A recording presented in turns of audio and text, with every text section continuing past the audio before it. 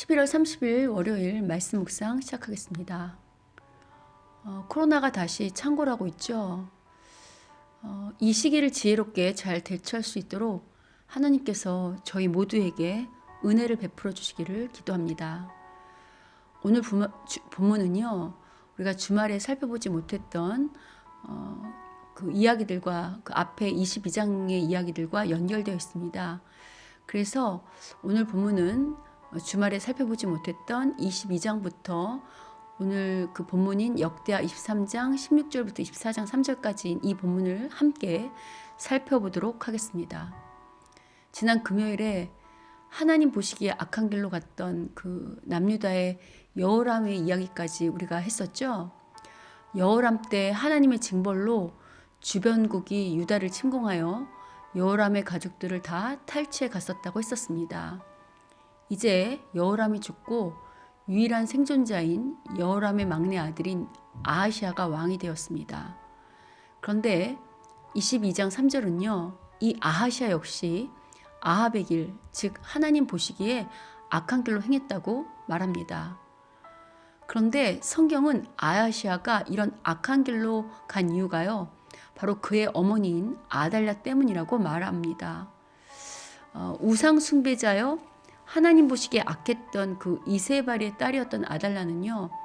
남유다로 시집와서 왕비가 되어 남유다를 자신의 순하기에 넣으려 합니다. 전에 제가 앞서서 계속 언급했던 것처럼요. 그 여호사밧 왕의 가장 큰 실수가 바로 불의한 아합과 사돈을 맺어 아달랴를 며느리로 맺은 것이라고 했었잖아요. 오늘 왕이 된 그 아하시아의 통치 기간은 그 22장의 왕이 된 아하시아의 그 통치 기간은 1년이 채 되지 못합니다. 자신의 아들이 죽자 아달랴는요. 남유다의 씨를 말리기로 작정하고 그 유다의 왕족들을 다 살해하고, 그러니까 자신의 손자들이죠. 손자들을 다 살해하고 정권을 장악합니다. 남유다의 신앙의 위기뿐 아니라 자칫하면 하나님이 약속하셨던 다윗의 후손, 즉 남유다의 정통 왕조인 다윗의 왕조가 끊어질 위기에 처한 것이죠.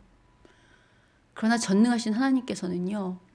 어제 주일날 설교에서 그 언약궤 설교에서 블레셋에서 홀로 하나님의 하나님 되심을 증명하신 것처럼요.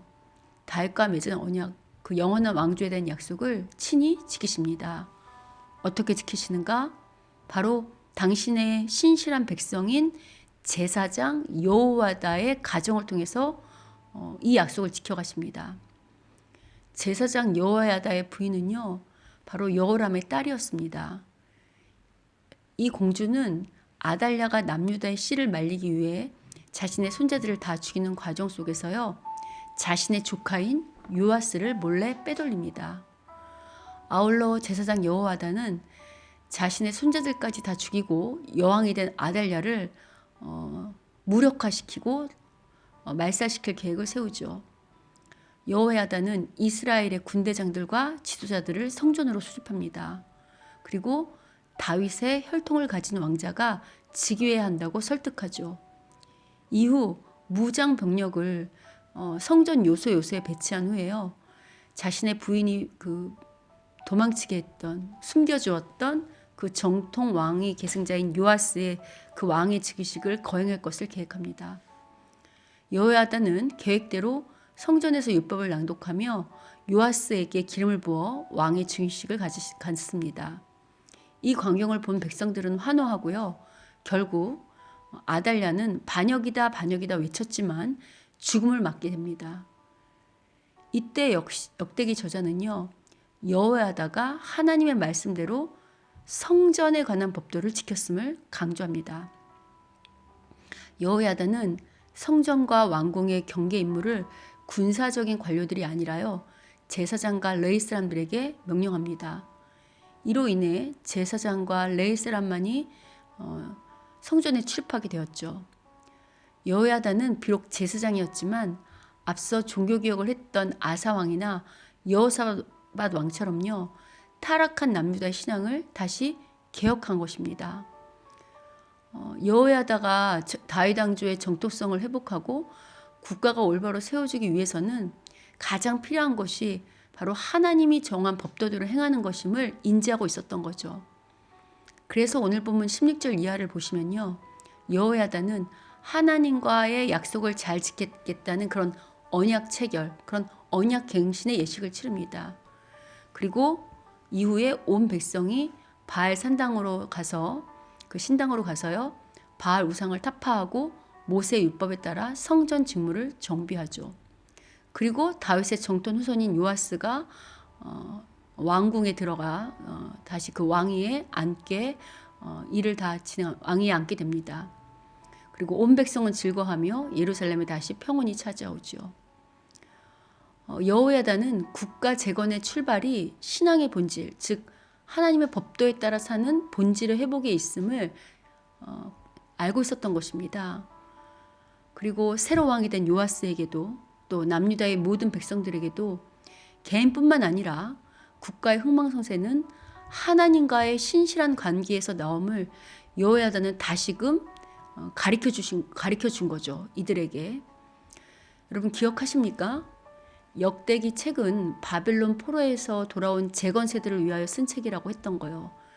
그리고 그 역대기가 성전과 제사장 그리고 다윗 왕조에 대한 약속을 강조한다고 했는데 오늘 본문에서도 이 성전, 제사장, 다윗 왕조가 강조되고 있거든요.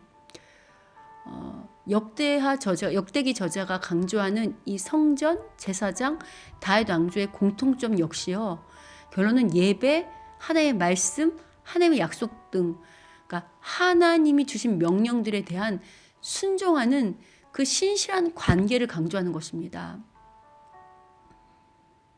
우리가 며칠 전에 신앙이 무너지면 다 무너지고 신앙이 세워지면 다 성공한다는 그 뻔한 원리가 그 뻔한 것 같고 반복해서 말하는 것 같지만 그게 결론은 인생을 성공시키는 비결이라고 했죠. 오늘 본문의 여호야다뿐만 아니라 이 책을 맨 처음 읽어야 할 재건 세대에게도 이게 동일하게 적용되기 때문에요. 지금 여러분 우리가 역대하를 지금 살펴보고 있지만 역대하 이야기가 똑같은 주제의 반복입니다. 신앙이 타락하면 이스라엘이 어려움을 겪고 그래서 다시 신실한 하나님의 사람이 나타나서 하나님의 언약 그 말씀에 신실하면 다시 나라가 부강해지고 평온해지고 여러분 이런 주제가 계속 이렇게 반복되는 이유는 다른 데 없습니다. 어제 우리가 주일날 언약궤를 다루면서 기독교의 가장 큰 특징이 듣는 것이라고 했던 거 기억하시죠? 그리고 그 하나님 말씀을 들을 때 우리 삶에 하나님의 능력이 나타난다고 했잖아요. 무엇보다 여기서 듣는다는 것은 그냥 단순히 말씀을 듣고 이해하는 것이 아니라 듣고 행하는 그 행함, 즉 순종, 행함의 순종을까지 의미한다고 했습니다. 그래서 내 삶에 하나님의 능력이 나타나기 위해서는 행함, 즉 하나님 법도대로 사는 것, 순종밖에 없다고 하지 않았습니까? 여러분 이제 기독교가 왜 이토록 하나님의 법도에 대한 순종을 강조하는지 아시겠습니까? 그건 하나님 때문이 아닙니다.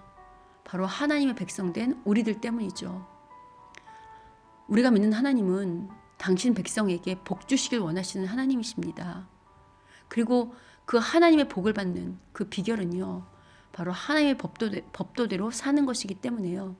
당신의 법을 잘 지킬 것을, 그것에 순종할 것을 이토록 강조하시는 것입니다. 요새 제 주변에요.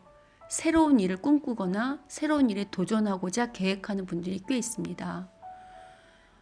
여러분 새로운 일에 도전하는 거 당연히 그런 감동이 있으면 그렇게 하셔야죠.